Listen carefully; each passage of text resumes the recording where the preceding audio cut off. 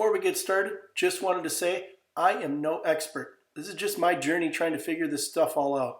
For all you know, I could just be some lunatic ranting on the internet. Actually, that's pretty accurate. And if you see something wrong, feel free to flame away in the comments. I love that stuff. Let's start off with why I went from a spring rate of 600 down to 550. In my opinion, the seat of the pants feel was that the shocks were not being allowed to do any work. And no matter where I set the adjusters, firm or soft, the ride didn't change. I went to the mill scale and got a weight for the front and rear axles. Hopefully this next part doesn't cause you to lose interest, but stay tuned. I think you'll find it interesting. Spring rate on a linear spring is the amount of force it takes to compress 1 inch. Weight at the front axle for my truck was 3,580 pounds. Then I figured out the unsprung weight on my truck. Unsprung weight is the portion of a vehicle's weight that's not supported by the springs. I estimated that to be about 260 pounds. Subtract that from the weight of the truck and you have your unsprung weight to resist. This next part's a bit confusing, but essentially what we have here is 10 pounds in a 5-pound bag. In other words, you can't get to zero preload while the springs are installed on the shock.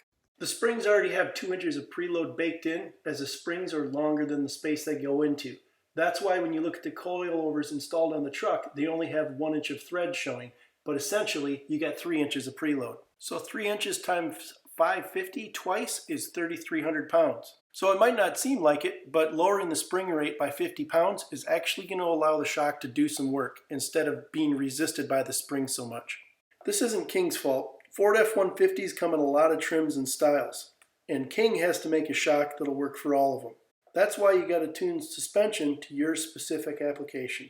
That is, if you want something other than the base tune, which in my case felt like riding in a lumber wagon. It became apparent very quickly that talking to someone that's selling shocks on the internet versus talking to someone that tunes shocks as a service is a huge difference. I'm going to throw some bear footage in. Run into a lot of these when I'm out west, mainly because I'm looking for bears, big bears. This little guy is kind of cute, fun to watch. Hope you enjoy while I go on about my experience trying to get these shocks tuned. The number one reason I bought these shocks was because I wanted a set of shocks that I could maintain myself. Honestly, taking these apart, putting them back together and refilling them with nitrogen is easier than doing a brake job or swapping out a clutch. The hard part is trying to figure out what shims you want to put in to change how they perform. I naively assumed that that could be purchased, as in I could purchase shim stacks and install them myself. Everyone I talked to wanted me to send my shocks across the country so they could install the shim stacks themselves. Or they thought it wasn't the tune on the shocks, it was something with my truck, which I found super annoying. Nobody else was complaining, so it must be something with your truck. After doing a bunch of research, I just decided I was going to figure out new shim stacks myself. Once I came up with a plan of attack, I started to doubt myself a little bit. The industry I'm in relies heavily on AI to help with coding. The results have been amazing with innovation, creativeness, and efficiency. Now, the AI relies on being trained on what you're asking it. In this case, I figured why not give it a shot and see what it knows about shock tuning. Initially, it was garbage in, garbage out, but once I figured out how to prompt well, it really gave me some helpful answers. It was even able to reply as to why it came to the decisions it did. Both ChatGPT and Grok were extremely close to what I came up with on my own, so I figured why not give it a try. Worst case, I can just put it back to the way it was from the factory. So here's how the theory works. You got a stack of shims. You got your face shim on the bottom, which is wide and it's in contact with the piston, and you got your narrow shim up at the top of the stack. Let's assume now that all the shims in the pyramid stack are the same thickness. In that case, if we increase the thickness of every single shim, we're going to increase damping. If we decrease thickness, we're going to decrease damping. Where the shims are at in the stack, that means something. The shims at the base of the stack are low speed damping. The shims at the top of the stack, or the peak, are high speed damping. Obviously, the middle is middle speed damping. When the shock fluid pushes up against the shims, the first ones to move out of the way are the face shims. That's why they're the low speed damping shims. Making these lighter allows the piston to move easier. If you look in the upper left, you can see the front compression stack. The first two shims in the stack next to the piston, I'm decreasing their thickness. so that the piston will be able to move easier through the fluid, absorbing the energy instead of transferring it through from the suspension into the body of the truck. I kind of wanted to do the same thing on the rebound. I felt that the shock wasn't extending fast enough, which I later come to regret. I should have left this alone. What actually ended up happening was the truck kind of pogo sticks. The energy is released too quickly, causing the tire to shoot down, and once it's in contact with something, pushes the truck up from the energy stored in the spring. At least that's my current interpretation of the situation. I'll be making changes in the future to remedy that. Let's talk about why I changed the shims and the compression adjusters. The compression adjusters start working when enough fluid gets past the shims and the piston and is forced through the shims in the reservoir. The more the valve's closed, the more fluid is forced through the shims. The less the valve is closed and open, the more the fluid flows freely into the reservoir. For the style of driving I'm doing, I literally felt no difference when I would make changes on the compression adjusters. Full hard felt the same as full soft. My theory was, by reducing damping on the compression adjusters, I might actually experience the adjustments that I make on them. So they're not just cool little knobs. If I didn't like the consequences, I can always just change it back. Like I said, I did not like the changes I made to rebound. I'll be switching those back, but the rest of it I'm super happy with. At the end of the video, I got some footage to review, go over this stuff with you. For now, let's get into the shocks and swap out some shims. Here's one of my rear shocks off my 2018 F150. They're a King OEM style. Today we're going to be swapping shims on the piston, and we're also going to be swapping springs on the compression adjuster.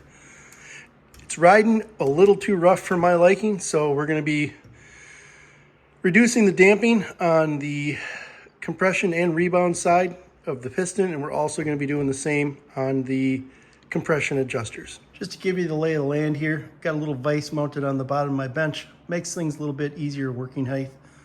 Then when you get the piston and rod out, you can put it in the other vise. Just makes things a little easier. First thing I want to do is check the nitrogen pressure. It's got a Schrader valve here. Basically, I just want to make sure we maintain pressure and there's not some sort of problem going on. This thing tends to leak unless it's nice and snug.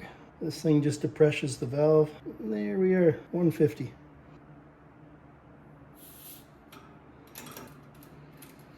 All right, bleed the pressure off. Take the valve out. Push this guy down. Drag, wipe the junk out of here. Put a little clip in here. Then I just got a valve stem installer for putting valves in the rims. Screw that on and just pull it out.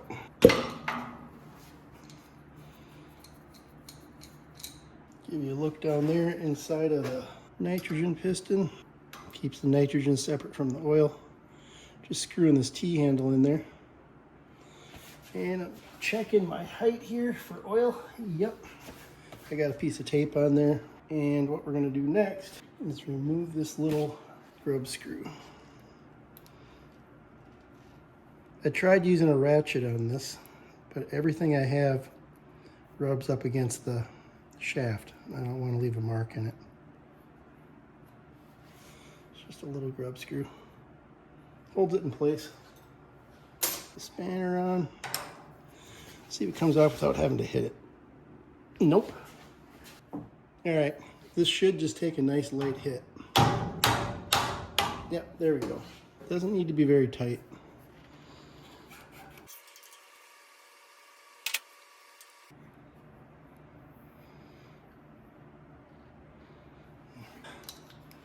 We're gonna push that down.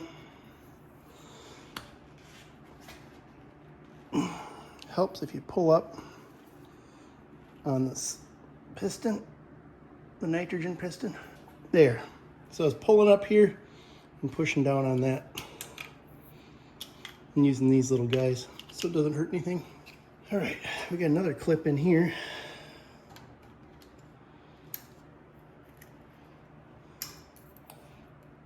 And there it is. All right, now we can pull the piston out. So I'm going to push down on that guy.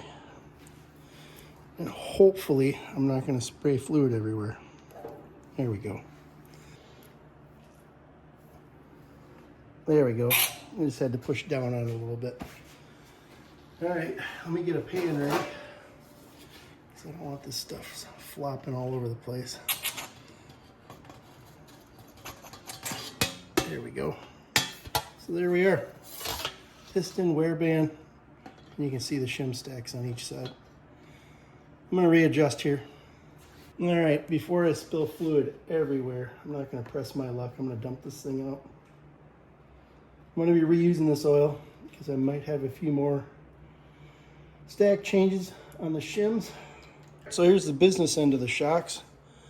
Got our wear band here that runs in the cylinder. I'm going to clean that off, set it aside. I'm going to move this guy down, get him out of the way. Here we are looking at the rebound shims. I am going to take this retainer nut off so we can pull the piston off. It's really not too tight. I think it's like 35 foot-pounds or something like that. And I'm just going to pull the whole thing off. We're going to start on the compression side. I'm going to take these two washers, put them back on the piston rod. Be right back. Okay, here's the shims. I believe there's 7 of them. 1, 2, 3, 4, 5, 6, and 7.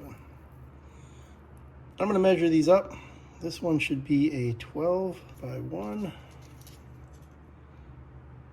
Yep. This one should be a 12 by 115. Yep. Yep. This one, 12 by 130. Yep. And then this one is 12 by 145.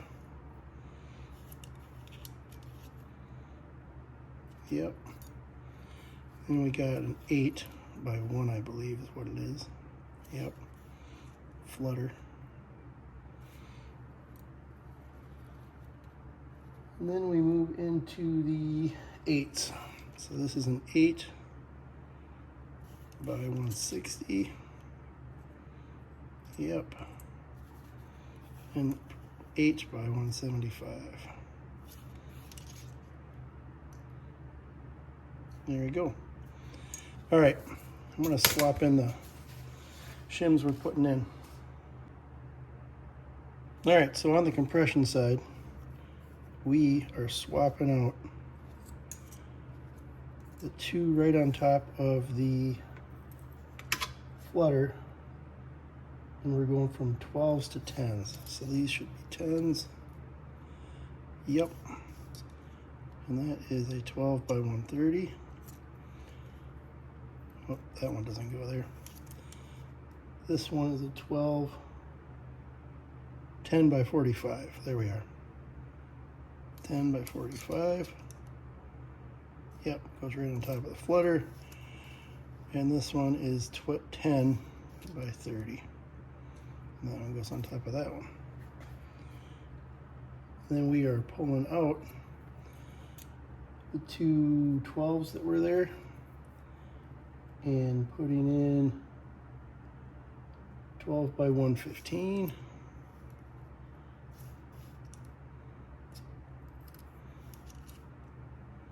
And this one is 12 by 1. There we go. All right, there is the compression side. Now we're going to do the rebound. This side has 6, and it's just basically a pyramid. So 1, 2, 3, 4, 5, 6. Face side. So these 2 right here, we're going from 10 to 8. Just going to verify this whole stack. Put a little oil on the new ones. 8 by 175. Yep. This is the other new one. Should be 8 by 160.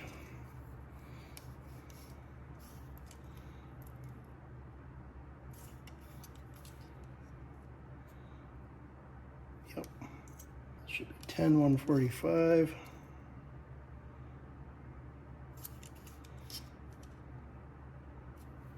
Yep, 830.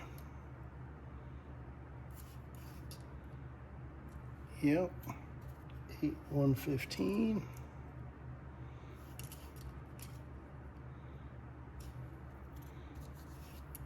And 810. There it is. Time to put it back together. All right, here we are back. Piston rod. I'm gonna put the compression stack on.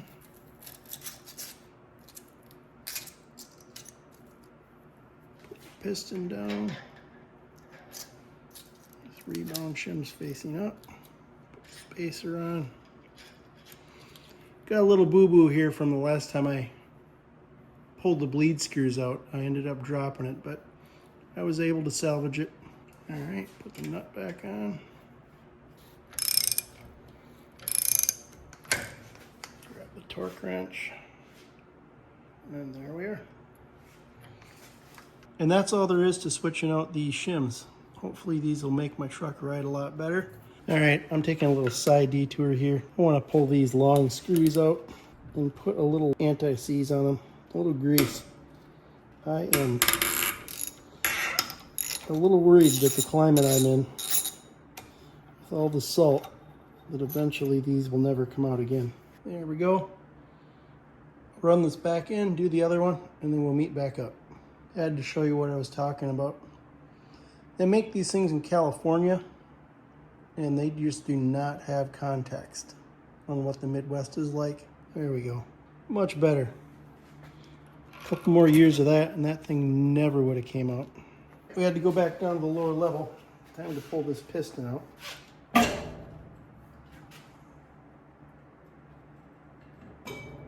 Whoops, lost the wear band. So it's just a gigantic piston, O-ring, and a wear band. All right, you can see in there we got 3 torque screws and 1 gigantic nut holding the shims on.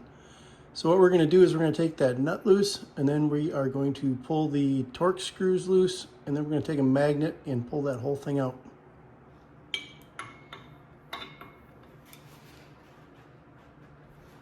It's not terribly tight.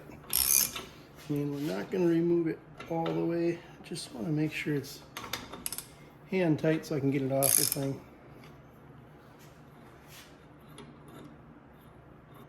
There we go. Looks like we got a T20 on here. Gonna be really careful not to scratch up the cylinder or strip these out.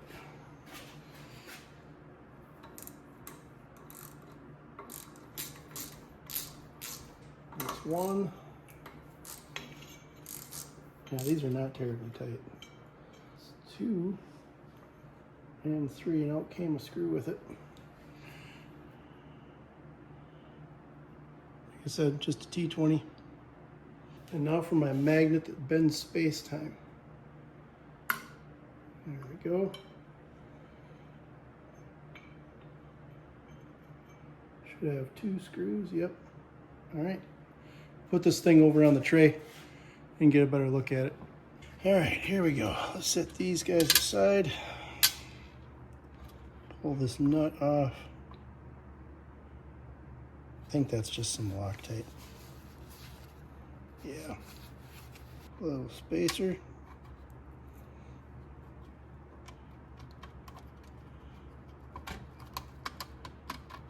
And the shim stack. This is just a fancy piece of aluminum. It looks like it's made out of billet. Yeah, that was Loctite that was on that thing. Here we are for your favorite game. It's called the stack game. Let's double check what these are. It should all be 12s. Starting with this one, it should be 12 145 on 0. All right, so there we are. 12 145 There's a theme here. 12. Oh, come on.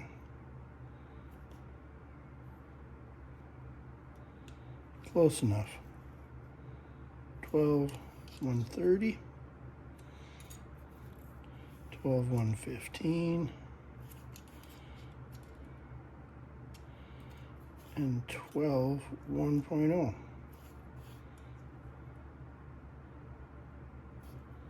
All right, so we're taking these 12s and we're switching them to 10s. So I'm going to move these. And we're going to go with double checking that these are all 10s.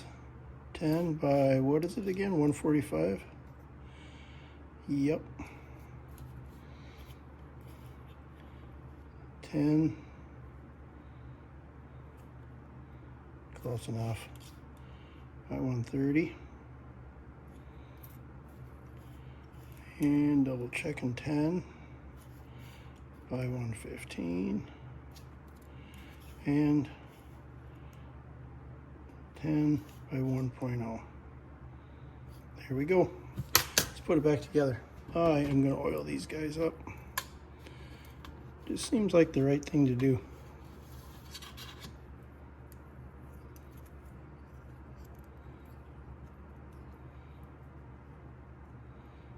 So there we are. We have our pyramid. Flopping up. I see some schmutz in there. Can't have that.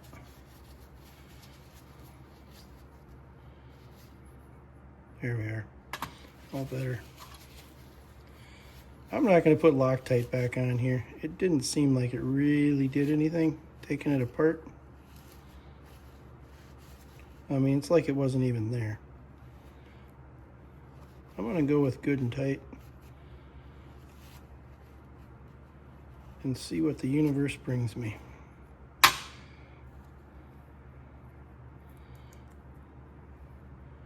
There we are.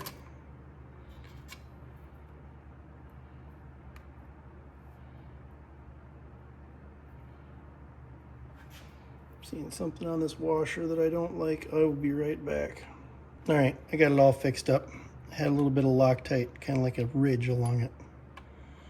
Did not make me warm and fuzzy inside. All right. You know, I am no engineer, but I would kind of like it if this was stainless. There's more Loctite. There, I think that's the last of it. I'll run this down as far, well, let's see. I think this nut had one side that was more flat than the other side. Yep, I'm gonna put that down. Just seems like the right thing to do. All right, I'm gonna leave that at the top there so that the magnet can get a good purchase on it. Magnet that bends space-time. All right, back to the shock. There we go. Got the magnet hanging on for dear life. I'm gonna have a look in there. Let's see what we got going. We got that center thing, which is the valve for the adjuster. Decides how much oil is gonna go through the shims. And then you got those little brass guys. I think they're just one-way check valves. Magnet of doom going down. One last double check. Yep, everything's there. Run that down. I'm gonna leave the magnet in because if I try to take it out, those screws are gonna go flying. Here we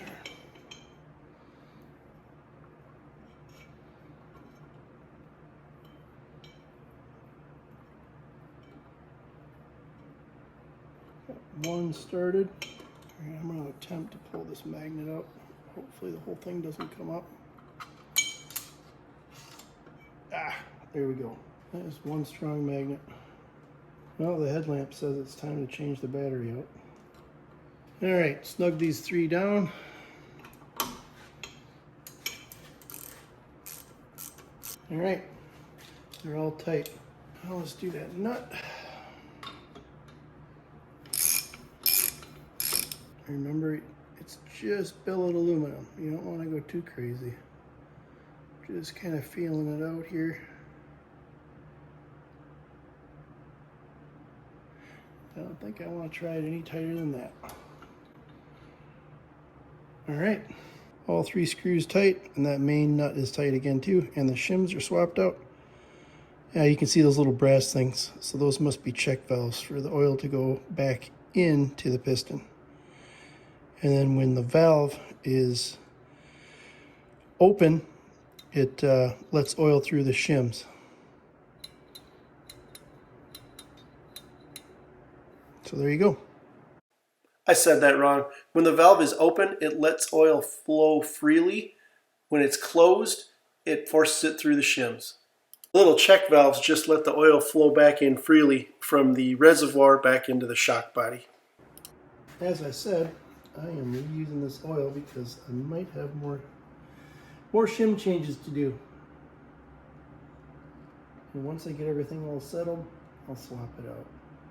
So I'm pouring some in the reservoir here until I see it fill up the piston enough. I'm not going to fill it all the way up. Then we're going to run the T-handle onto the piston.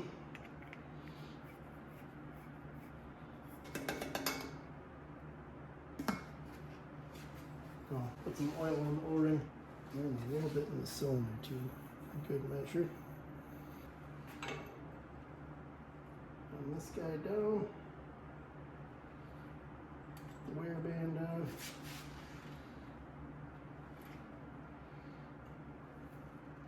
Slowly going to push this down. I want to be careful about going too fast. Yikes. There, push the bubble through. Bottomed out. And cycle it a few times. I'll give you a shot down there. Hopefully, it's not going to spray up the camera. Essentially, we want to get all the air out. You want to be careful here because this will come flying out like a geyser.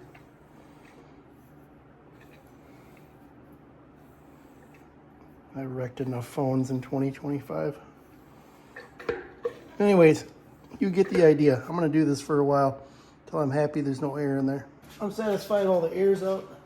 I'm going to put some more oil in here. Oh, I also have the piston's at the right height, or the same height it was when we started, so it's got the right amount of oil in it if we fill this side up. I've oiled up the wear bands, I've oiled up the O-rings. We are going back together.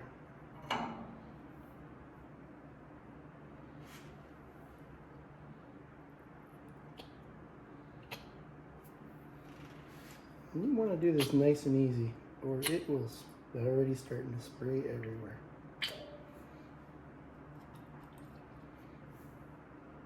Get the air out of the piston, or out of the shims essentially. Just run it up and down a few times. Now you'll notice that the nitrogen side there is going to be moving around.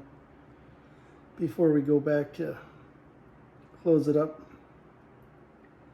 we will double check that that's in the right position, then we'll top off the oil and put it together and close it up. It's pretty boring, but you get the idea. Got to get the air out. I've topped off the cylinder. And run this guy down. I topped off the oil level, that's what I was saying. And we want to get this so there's no air under it as best we can anyway. And hopefully we'll see a little bit of oil spurt out of here. Yep, there we go. There, perfect. I believe if I pull this down, it should suck that right in. Yeah, pulling on the reservoir piston. There, we're in. Now we can put the clip in.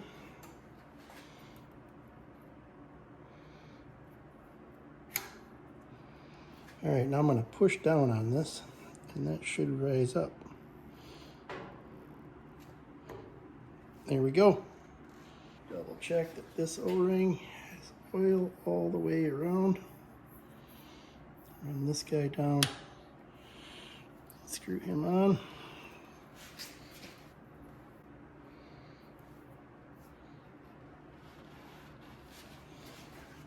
If we pull this piston out where we started, there we go.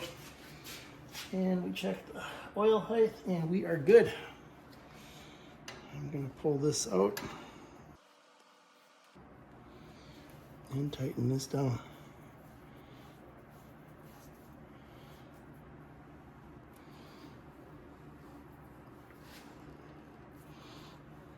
Another nice thing about pulling that grub screw out is you can see down to that bottom piece, and you can see when it starts spinning, it means you can't tighten it down anymore.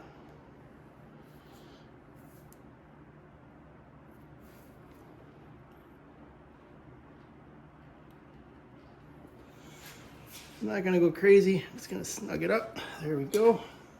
Put the grub screw back in. I'll put some oil on that. Make my future me have an easier time. Just putting this grub screw in. Tried ratchets on this, but every one that I have hits up against the rod, and I do not want to put a mark in it.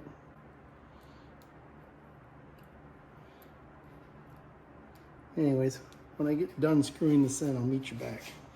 You do not want to go crazy on this, or future you will be really bummed.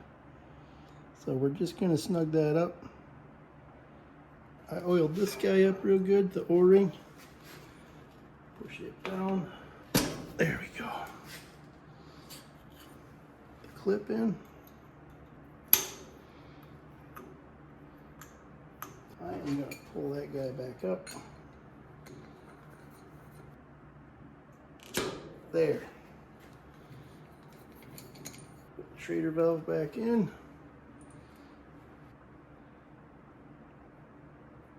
Don't want to go too crazy. If you want it tight, these things take a lot of air pressure. And there we go. Next we will fill it up with nitrogen. The first time I did this, I was a bit intimidated, but really all we want to do is get nitrogen from that tank into that shock at 150 psi. So we got a regulator and we got two valves. First thing I'm going to do is open the cylinder, and that pressurizes the manifold. And I'm going to raise it up by turning in on the regulator. We want to get up to 150.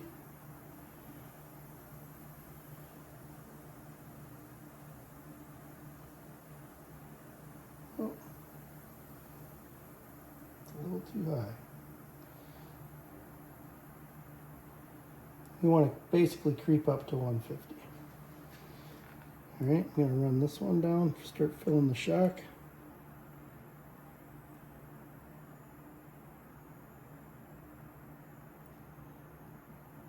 All right, the shock is filling. This is right when you start thinking, did I put both those clips in?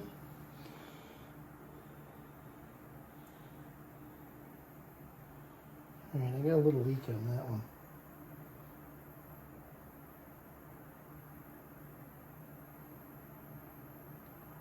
And now we're open, yep. Okay, now we're going to start creeping up to 150.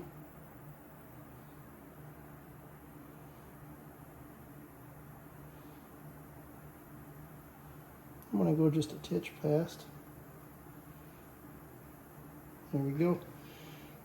Now I am going to close the valve from the shock. Close the valve to the manifold. Just let that bleed off. I'm going to close the valve in the tank. There we are. Line is bled. More pressure on that. Double check that that's closed. And I really got to make a cart for that thing. But for now, this is what I got. Double check we got 150. Open up the shock valve.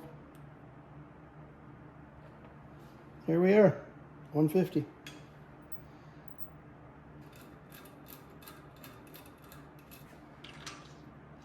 and then run that thing in. I run them in finger tight in case I ever gotta fill it in the field. So there we are. That is re-shimming the rear shocks. We'll be doing the front ones next, and I'll walk you through that as well. All right, I managed to get one of the front shocks off. We're gonna start by doing a little bit of disassembly. First, I wanna take this cross pin off. This is the piece that holds the shock to the lower A-arm.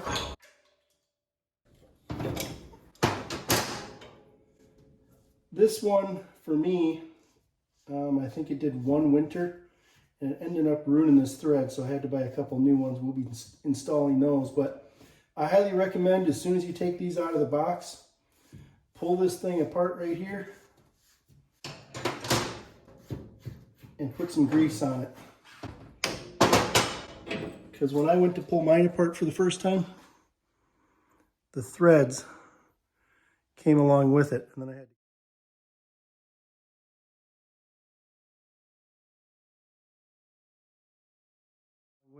had to clean them out of the threads on here.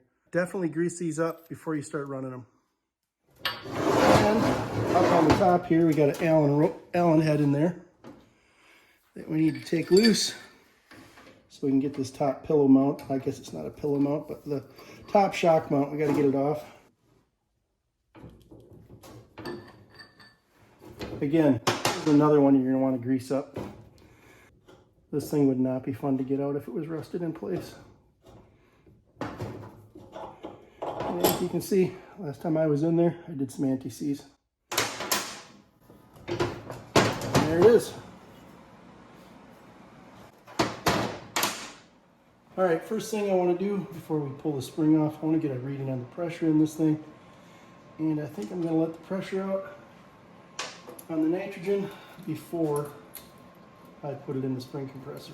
All right, just like last time, like you guys can see there, slowly push in the Schrader valve. There we are, 150.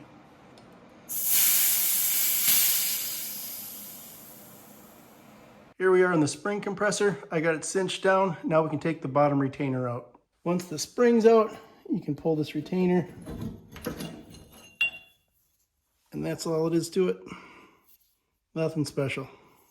Off camera, I fished the shock out of the spring and put it over here on the bench. Next, we'll be cleaning this thing up, and then I'll get back with you. All right, I managed to wrestle this critter into a vise. Next, we're gonna be taking off the cap on the reservoir. I'm not gonna bore you guys with the stuff that overlaps from the back shocks to the front shocks, but I will point out any differences when we get to them. I'll just do video montage between the points of interest. Everybody loves a video montage, so here we go.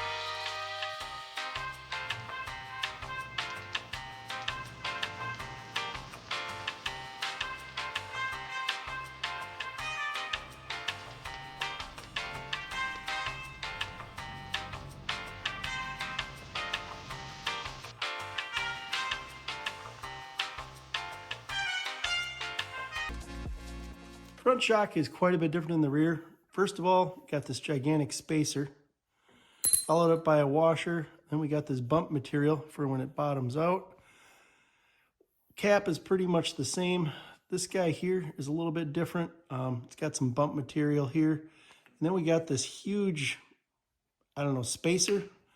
And it's also followed up by a really big, I guess you'd call it a top out washer. The one in the rear shock was quite a bit smaller than this. I already swapped out the shims, so we're going to throw those on.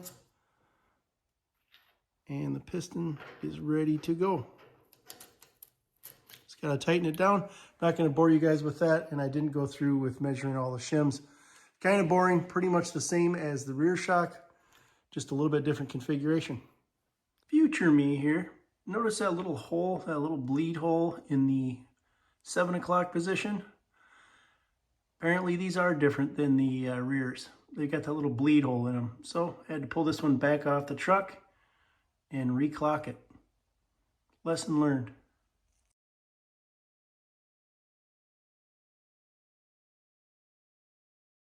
Hey, just a reminder, if you get these shocks, make sure you grease this nut, grease the threads, and grease this shaft. That way, future you will be super happy because this nut will actually come off. It was pretty much seized on the first time I went to take this off because it was put on dry, and it went through a Midwest winter, or at least part of a Midwest winter. And this thing was just stuck on there. I had to use heat to get it off, and it was not fun. All right, here we are back in the spring compressor. I'll show you how to put that thing back on the bottom. It holds the shock to the spring. It's a little bit fiddly, but it's not too bad. Basically, it goes right on top of that spacer. Slide it in. And when you let the spring down, you want to make sure that it's centered up on that collar.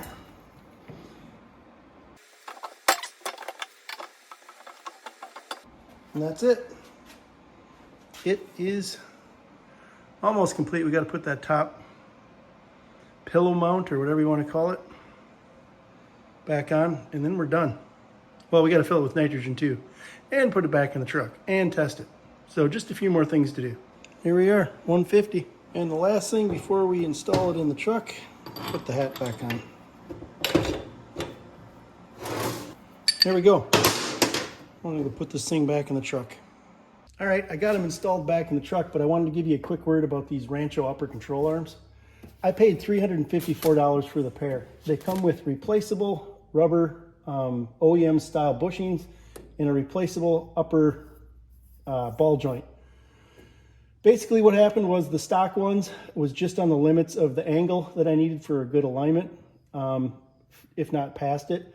So I ended up having to get some new upper control arms. The old ones were pretty wore out anyways. But for $354, I bought these, same quality as OEM. And the other ones that I see for sale start at like $600 for a pair, all the way up to like $1,500. One, I didn't need the angle on these weird ball joints that they have, because again, this is just an OEM setup. And the other thing is I didn't like the poly or Durlin bushings. I don't want squeaks, and I want something that's easily maintainable. So anyways, thought I'd give you a little shout out. I'll throw up the part number here quick if you want to give them a look. Essentially, it's for a 2.5 to 3-inch lift and should give you more than enough angle to get you a good alignment on these OEM setups. Thought that might help if anybody wants to save a little money or you're not into poly and Durlin bushings like I am. Just nice and simple OEM stuff. So you're asking, am I happy with the changes? Hell yeah, I'm happy with the changes. I mean, look at this thing. Even in big booty mode with a 350-pound motorcycle hanging off the back, I got a freezer, a Shore battery charging system, 110-pound motorcycle carrier, 10 gallons of water, and pretty much anything I need to solve any problem. You spend 4 weeks in a truck a year, you get to know it pretty well. And this thing, night and day difference. Inside the truck, I barely even felt this one.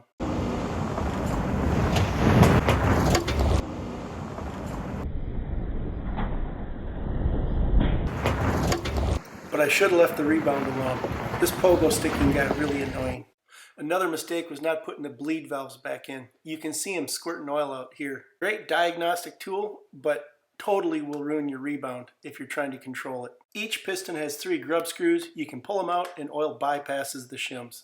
So essentially, like I said, a diagnostic tool. Here's a little view into my washboard experience.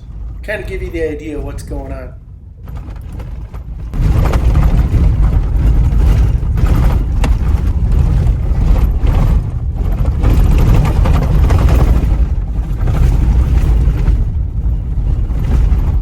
washboards, bane of my existence. I freaking hate them.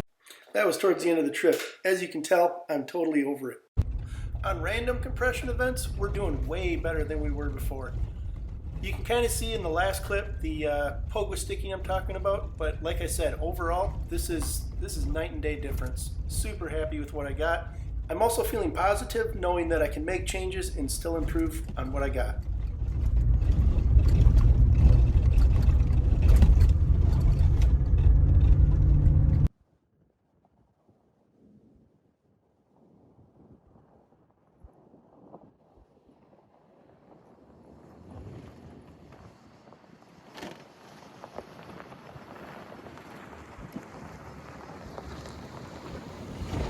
One thing that shocked me was how hot these shocks get.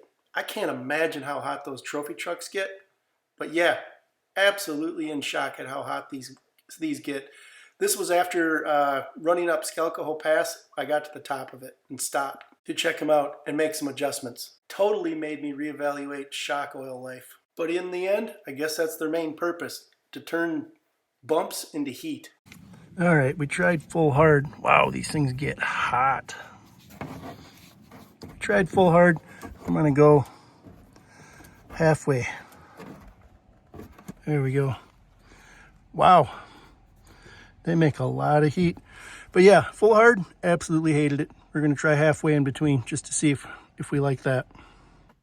That pretty much wraps it up. Just want to thank you for watching. Hopefully some of this information helps you. Hey, you. And I'm gonna leave you with a little bear footage because I gotta do something with it. Anyways, enjoy and thanks for watching.